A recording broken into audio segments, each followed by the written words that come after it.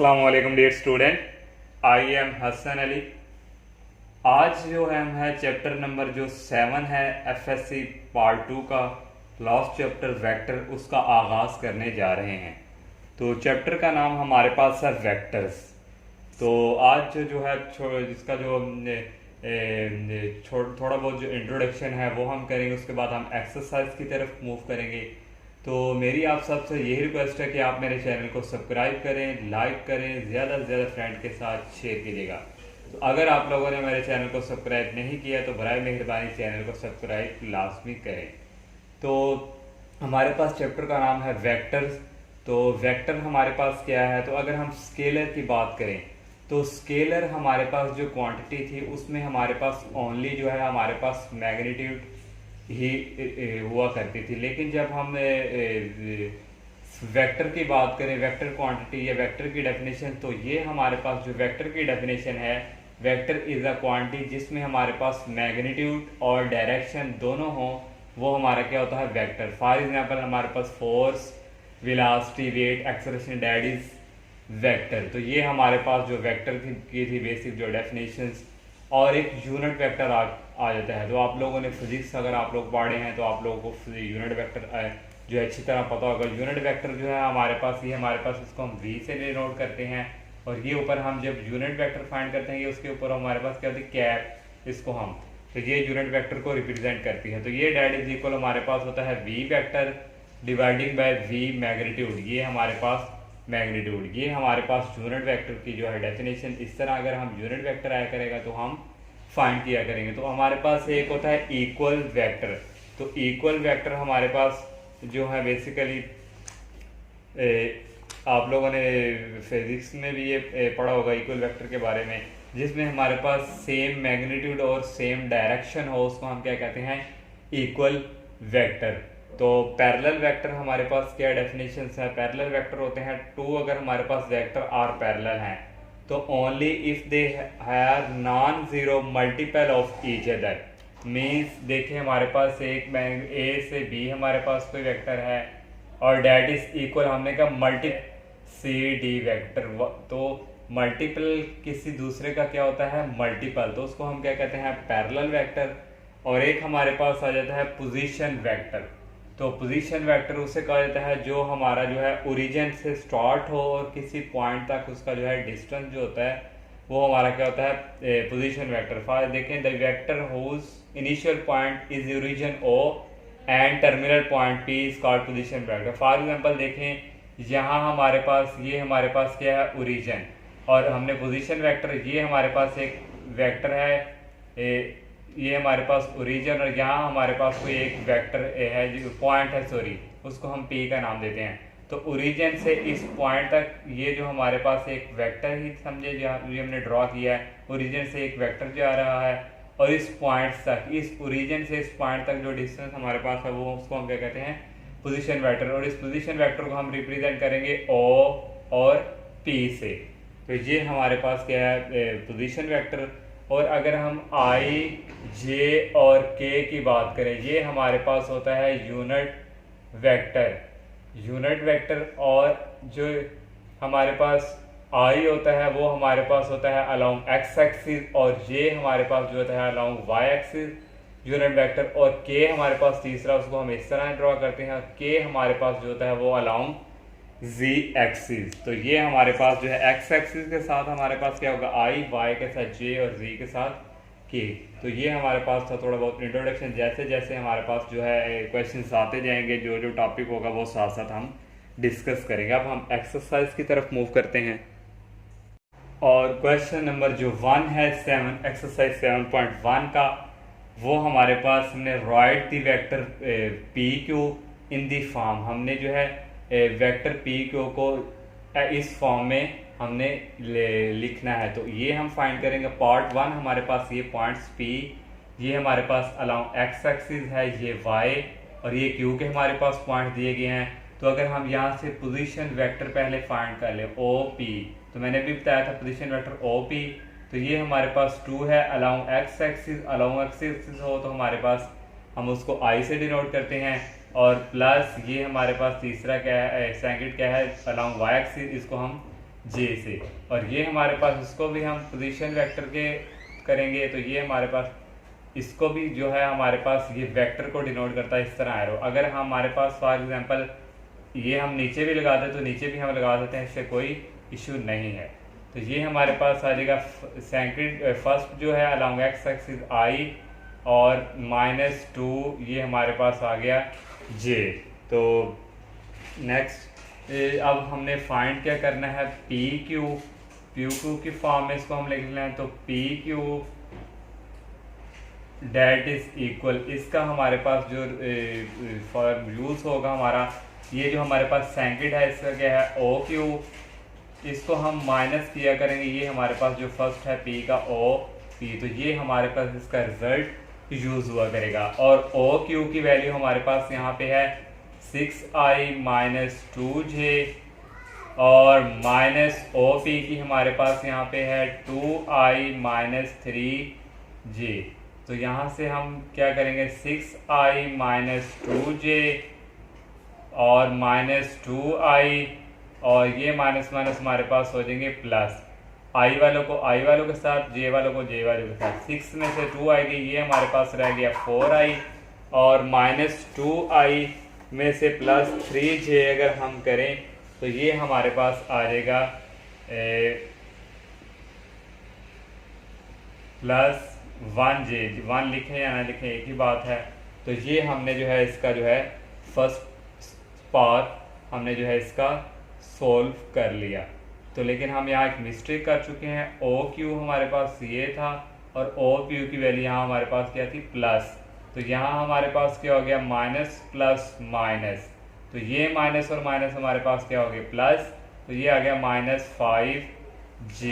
तो इस तरह ये फर्स्ट पार्ट जो है इसका कंप्लीट, और second part same to same इसी तरह वो आप लोगों ने खुद करना है, कोई मुश्किल नहीं है।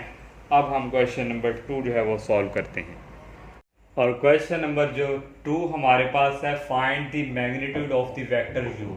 ये हमारे पास फर्स्ट पार्ट है, इसकी हमने मैग्नीट्यूड फाइंड करनी है।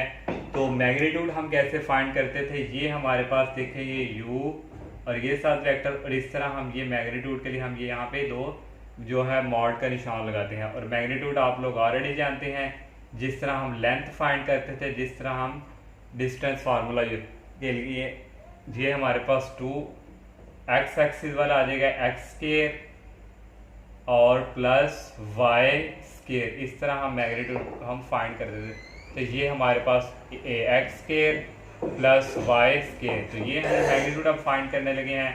तो 2 का स्क्वायर डैट इज इक्वल हमारे पास आ जाएगा 4 और इस 7 का स्क्वायर हमारे पास आ जाएगा 49। तो ये हमारे पास जो है इक्वल आ जाएगा 49 और 4 डैट इज इक्वल 53। ये हमने जो है इसकी मैग्नीट्यूड फाइंड कर ली। अब हम जो है सेकंड पार्ट भी इसी तरह, थर्ड की अगर बात करें, इसकी भी अगर हमने मैग्नीट्यूड फाइंड करनी है तो ये भी हमारे पास इस तरह ही। तो ये हमारे पास आ जाएगा √x² हमारे पास 3 है, यहाँ आ जाएगा 3 का स्क्वायर और प्लस यहाँ हमारे पास -4 है इसका square. 3² that is equal 9, 4² that is equal 16 और 16 + 9 डैट इज इक्वल 25। 25 का स्क्वायर रूट हमारे पास होता है 5। और इस तरह ये सेकंड पार्ट जो है इजी, बिल्कुल इजी है। अब हम जो है थर्ड क्वेश्चन करते हैं। और क्वेश्चन नंबर जो 3 हमारे पास ये भी एज सिंपल सा क्वेश्चन है। u वेक्टर दे दिए है v और w, हमने फाइंड करना है। ये हमारे पास फर्स्ट पार्ट है। यहाँ हमारे पास जो u की वैल्यू है हम वो लिख देंगे। u की वैल्यू हमारे पास है 2i - 7j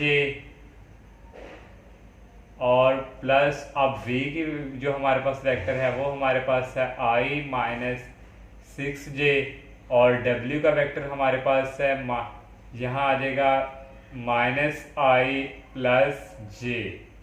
तो ये हमारे पास इक्वल आ जाएगा ये 2i और ये i, ये हमारे पास हो जाएगा 3i और ये -7j और ये -6j, ये आ जाएगा -13j और ये हमारे पास हो जाएगा -i और ये हमारे पास हो जाएगा +j। तो 3i में से 1 आएगी, ये हमारे पास आ जाएगा 2i और 13j में से 1j का ये हमारे पास आ गया 12j।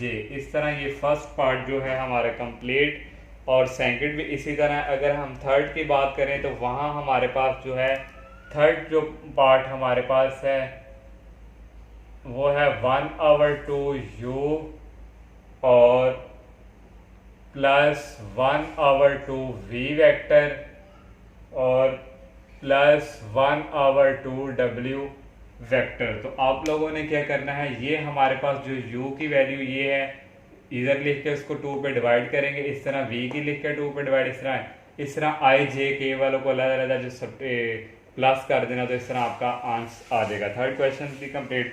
अब हम जो है 4 जो है वो क्वेश्चंस करते हैं।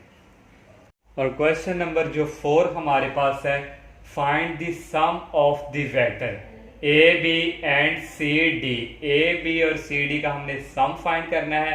गिवन दी 4 पॉइंट्स हमें ए बी सी डी दिए गए हैं। तो 2 फाइंड, सबसे पहले हमने A B plus C D ये सम जो है हमने फाइंड करना है। तो इस सम फाइंड करने के लिए हमने पहले ए बी फाइंड करना है, फिर सी डी। तो ए बी फाइंड करने के लिए हमारे पास जो है यहाँ पे ए बी वेक्टर, ये हमारे पास हमने पढ़ा था ओ बी माइनस ओ ए। तो ओ बी हमारे पास यहाँ से क्या आ जाएगा, वैल्यू हमारे पास आएगी 2i प्लस 2i माइनस जे। ये हमारे पास है ओ बी माइनस ओ ए, सॉरी ओ बी की वैल्यू 2i प्लस 0j और ओ ए की वैल्यू हमारे पास है 1। हमारे पास यहाँ लिख लें i बेशक 1i और माइनस j, क्योंकि 1 का हमारे पास, इसको अगर आप इस तरह में लिखें तो एक ही बात है। तो यहाँ से हमारे पास आ जाएगा 2i माइनस i, अगर हम सीधा करें प्लस 0j, ये हो जाएगा minus i minus minus plus j। तो यहाँ से इक्वल आ जाएगा 2i में से ये निकालें, ये हमारे पास आ जाएगा i और ये हमारे पास 0j plus j dot is equal j। ये हमारे पास जो है हमने ए बी फाइंड कर लिया। अब हम जो है सी डी फाइंड करेंगे। तो सी डी वेक्टर के लिए हमारे पास O D vector minus O C vector.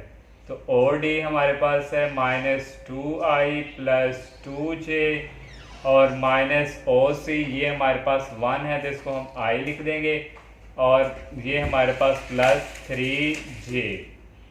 तो इस तरह ये हमने जो है फिर simplification minus 2i plus 2j, ये हो गया माइनस माइनस प्लस i और माइनस 3j। ये हमारे पास आ जाएगा माइनस 2i प्लस i, ये आ गया हमारे पास minus i, 2j minus j, ये हमारे पास आ गया माइनस j। तो अब हमने सम फाइंड करना है। तो A B plus C D. तो ए बी की वैल्यू हमारे पास आई है i प्लस j और सी डी की वैल्यू हमारे पास आई है माइनस i माइनस j।